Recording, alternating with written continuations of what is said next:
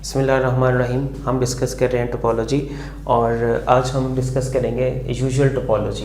Usual topology क्या होती है? Topology on real numbers.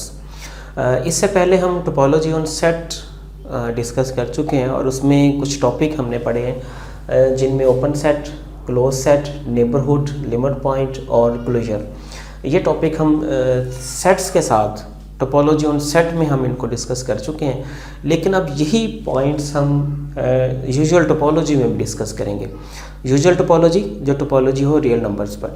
तो सबसे पहले हम ये देखते हैं कि रियल नंबर होंगे किस तरह के।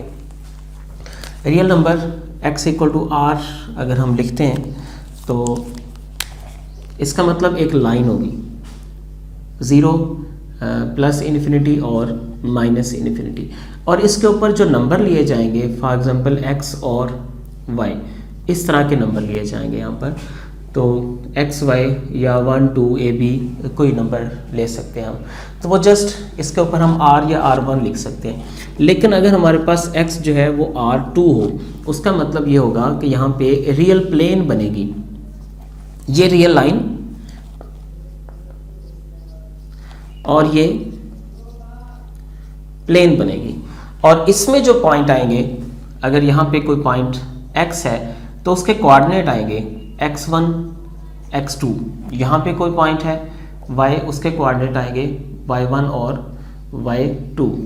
तो ये बिल्कुल ऐसा ही है जैसे हम आम प्लेन है डिस्कस करते हैं। थोड़ा डिफरेंस हम यहाँ पे मैं डाल रहा हूँ उसमें कि वहाँ पे पॉइंट P1 लिखा जाता था x1 और y1, और कोई पॉइंट P2 है तो उसको लिखा जाता था x2 और y2। बिल्कुल सेम, जस्ट कोऑर्डिनेट ही मेंशन करने ना हमें, ये पहला कोऑर्डिनेट है और ये दूसरा कोऑर्डिनेट है। इसी तरह से यहाँ पर ये पहला कोऑर्डिनेट x1, दूसरा कोऑर्डिनेट x2,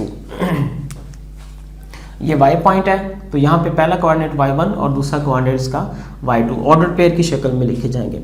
अगर x जो है वो r³ हम लिखें इसमें, x = r³, तो ये बिल्कुल ऐसे ही है जैसे हम 3 डायमेंशनल कोई चीज़ डिस्कस कर रहे हैं। तो r³ के लिए यहाँ पे x जो पॉइंट है वो आएगा x1 x2 और x3, कोई और पॉइंट y उसमें कंसीडर करें तो y1 y2 y3, z point को कंसीडर करें, यानी पॉइंट का नाम है z, तो उसको हम लिखेंगे z1 z2 एंड z3। इसी तरह से अगर हम x = rn भी हो सकता है, जैसे कोई n डायमेंशनल स्पेस है हमारे पास, उसी हिसाब से। तो अब इसके जो पॉइंट कंसीडर किए जाएंगे rn के, तो उसमें जो पॉइंट है x1 x2 and so on, xn कोई और पॉइंट y रख लें तो y1 y2 and so on yn, इसी तरह से कोई और पॉइंट लिख लें। तो यहाँ पर बात समझ आएगी कि हम इसको x1 x2 x3, यहाँ पे x1 x2 क्यों लिखा, यहाँ पे x1 x2 x3 क्यों लिखा, और यहाँ पे चूँकि हमें n तक जाना था। अगर हम x y z की फॉर्म में बात करें तो वो z तक हमारे पास 26 तक नंबर वो ख़त्म हो जाएंगे, तो फिर हमें और नंबर्स किस तरह से लाएंगे। मतलब अगर इस तरह से लिखते हैं x1 y1 फिर आ गया z1 और इस तरह से, तो फिर उसके लिए हमारे लिए जनरलाइज करना थोड़ा मुश्किल होगा, जनरलाइजेशन में थोड़ी प्रॉब्लम आएगी। इसलिए हम पॉइंट x और y को x1 y1 x2 y2 ये भी लिख सकते हैं, ये वाले भी लिख सकते हैं, और इसी तरह से x1 x2 x3 y1 y2 y3, इस तरह से जो z, इसको हम जो rn है उसको हम n सेल या n टुपल भी कह सकते हैं, n सेल या l टुपल का नाम देंगे हम इसको। तो अभी हमने सिर्फ देखा कि अगर हमारे पास रियल सिस्टम में पॉइंट्स लिए जाते हैं तो वो पॉइंट्स किस तरह से आएंगे। अब इन्हीं पॉइंट से एक स्टेप आगे और चलते हैं, डिस्टेंस। तो जो भी हमने पॉइंट यहाँ पे लिखे थे जिसमें लिमिट पॉइंट था, ओपन सेट था, क्लोज सेट था, नेबरहुड था, उन तमाम के अंदर हमें डिस्टेंस की ज़रूरत पड़ेगी। तो डिस्टेंस अगर तो rx जो है वो r1 है, हमारे पास जो स्पेस r1 है, तो फिर वो एक लाइन बनती है x और y, कोई भी से भी 2 पॉइंट हैं, तो x और y का अगर हम डिस्टेंस निकालना चाहें तो सिर्फ x और y लिख देंगे। अगर हम इसका डिस्टेंस निकालना चाहें एक्स और वाई का लाइन के ऊपर। लेकिन अगर हमारे पास ये R2 में होगा तो फिर x किसके इक्वल आएगा, x1 और x2, और y किसके इक्वल आएगा, y1 और y2। ये दो डिफरेंट पॉइंट हैं, इनका अगर हमें डिस्टेंस निकालना है तो इसके लिए वही डिस्टेंस फार्मूला लगेगा। डिस्टेंस फार्मूला मैं यहाँ पे थोड़ा सा रिवाइज कर दूँ उसको, वो ये था P1 x1 और y1 और कोई पॉइंट P2 x2 और y2। तो P1 P2 जो डिस्टेंस है उसको हम लिखा करते थे, इसमें जो पहले कोऑर्डिनेट्स हैं उनका difference x2 minus x1 square और फिर दूसरे वाले जो कोऑर्डिनेट्स हैं उनका डिफरेंस। तो यहाँ भी वही डिस्टेंस फार्मूला लगेगा।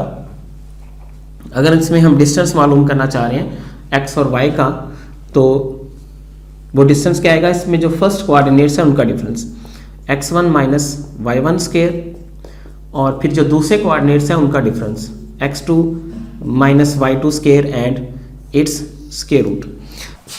अगर x is equal to Rn है तो फिर उसमें पॉइंट इस फॉर्म के बनेंगे x1 x2 and so on xn, और y1 y2 y3 and yn। तो इनमें जो डिस्टेंस है वो इस फॉर्म में लिखा जाएगा x1 minus y1 square, x2 minus y2 square and so on, xn minus yn square and whole square root. और जनरली हम इसको इस फॉर्म में भी लिख सकते हैं, summation xi minus yi square and whole raise to power 1/2, और इसमें i को वेरिएशन आएगी 1 से लेकर n तक। अगर हम इसको एक्सपेंड करें तो यही फॉर्म बन जाएगी। अभी इससे पहले हमने जस्ट पॉइंट्स डिस्कस किए हैं कि रियल सिस्टम में, रियल नंबर सिस्टम में पॉइंट किस तरह के होंगे। तो अब पॉइंट्स के बाद हम एक अगला स्टेप चलते हैं, उसका नाम है सेगमेंट। सेगमेंट तो अगर x जो है वो r के इक्वल आएगा तो फिर यही जो सेगमेंट है ये इंटरवल कहलाएगा। ये सेगमेंट इंटरवल कहलाएगा। वो क्या कि रियल लाइन के ऊपर a से लेकर b तक ये दरमियान में जो पॉइंट्स हैं, a और b शामिल नहीं है, a और b के दरमियान जितने पॉइंट्स हैं वो इंटरवल बनाएंगे। अगर इसको हम डिफाइन करें तो a और b दोनों रियल नंबर्स होंगे और उनमें ऑर्डर ये होगा कि a लेस है और b ग्रेटर है। तो फिर हम उसको a और b इंटरवल को इस तरह से डिफाइन कर पाएंगे, all the points such that a less than x and less than b। आमतौर पे ये ओपन, अगर ये इसके ऊपर पैरेंथेसिस हैं, जैसे स्मॉल ब्रैकेट्स कहते हैं, पैरेंथेसिस हैं, तो ये हमारे पास इंटरवल जो है ये ओपन इंटरवल कहलाएगा। और अगर इनके ऊपर स्क्वायर ब्रैकेट्स हैं तो यही वाला जो इंटरवल है वो इस तरह से हो जाएगा, इसमें a और b पॉइंट शामिल हो जाएंगे। जो पहला था उसमें a और b शामिल नहीं है, और जो दूसरा है उसमें a और b शामिल है। ये ओपन क्यों है, ये क्लोज क्यों है, हम एक नेक्स्ट इस पे मूव करेंगे अगले टॉपिक पे, जिसमें हम ओपन और क्लोज को डिटेल से डिस्कस करेंगे। वहां पे ये बताएंगे कि ये ओपन क्यों है और ये क्लोज क्यों है, डेफिनेशंस के तहत हम करेंगे। लेकिन जस्ट अभी हम मूव कर रहे हैं, इसके ऊपर बात कर रहे हैं। तो अभी इसमें पहला जो था, अगर x r है तो हमारे पास ये जो सेगमेंट है वो क्या कहलाएगा, एक इंटरवल कहलाएगा, और उसमें ओपन और क्लोज इंटरवल हो गए।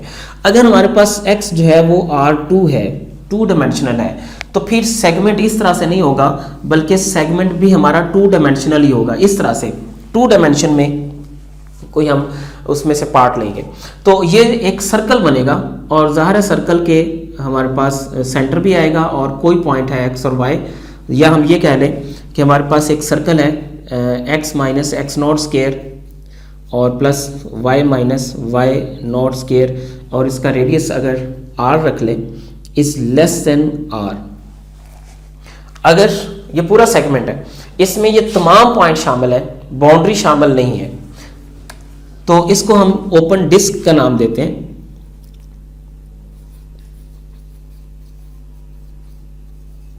Open disc. और अगर इसमें हम इक्वल डाल दें तो यही हमारे पास क्लोज डिस्क हो जाएगी। इसके भी ओपन और क्लोज की बात करेंगे जब हम ओपन और क्लोज को इन डिटेल डिस्कस करेंगे।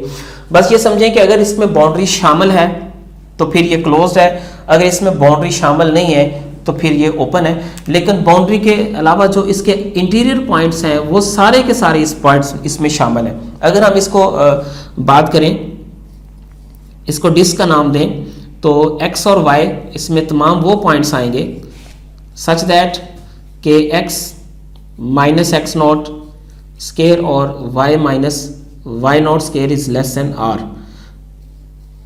और ये किसका सबसेट होगा, ये R2 का सबसेट होगा। इसमें x और y तमाम वो पॉइंट्स जो ये कंडीशन सेटिस्फाई करते हैं, और ये कंडीशन क्या है कि सर्कल का इंटीरियर है, सर्कल के इनसाइड जितना रीजन है वो सारे का सारा इसमें शामिल है। तो ये हमारे पास क्या बन जाएगी, डिस्क बन जाएगी। ओपन या क्लोज हम बाद में डिसाइड करेंगे कि ओपन या क्लोज है। इसी तरह से हमारे पास अगर 3 डायमेंशन आ जाती है तो फिर उसका जो सेंटर है वो क्या बन जाएगा, x naught y naught and z naught, और यहाँ भी पॉइंट्स क्या आ जाएंगे x y और z। इसी को हम एक्सटेंड कर देंगे तो उसको हम स्फीयर कहेंगे, क्योंकि वो 3 डायमेंशन में चला गया। स्फीयर जिस पॉइंट पर है, इसको पॉइंट P नॉट दें, P नॉट पॉइंट और उसका रेडियस r, और उसके अंदर x y एंड z ये तमाम पॉइंट्स आएंगे such that x minus x not square, y minus y not square and z minus z naught square is less than the radius. ये भी हमारे पास ओपन और क्लोज इसी तरह से आएगा। अगर इसमें रेडियस जो स्फीयर की बाउंड्री है वो शामिल है तो फिर हम कहेंगे कि ओपन स्फीयर है, और अगर इसमें बाउंड्री शामिल नहीं है तो फिर ये क्या कहलाएगा, क्लोज स्फीयर कहलाएगा। तो इंटरवल्स की हमारे पास बात क्लियर हो गई कि इंटरवल्स हम इसमें सेगमेंट्स हम किस तरह से लेंगे। तो इन सब को हम इन जनरल स्फीयर कह सकते हैं। अगर वो R1 में होगा तो ऑटोमेटिकली वो सिर्फ लाइन में चेंज हो जाएगा, अगर वो 2 डायमेंशनल में होगा तो वो पूरे रीजन को कवर कर लेगा, और अगर 3 डायमेंशनल होगा तो वो पूरे उस जो 3 डायमेंशनल रीजन है इसमें वो प्लेन को कवर कर लेगा, और अगर 3 डायमेंशनल है तो वो उस पूरे रीजन को कवर कर लेगा। इन सिंपल हम इसको स्फीयर का नाम भी दे सकते हैं, इन सिंपल कि ये सारे जो हैं उनको इन जनरल हम स्फीयर का नाम दे सकते हैं।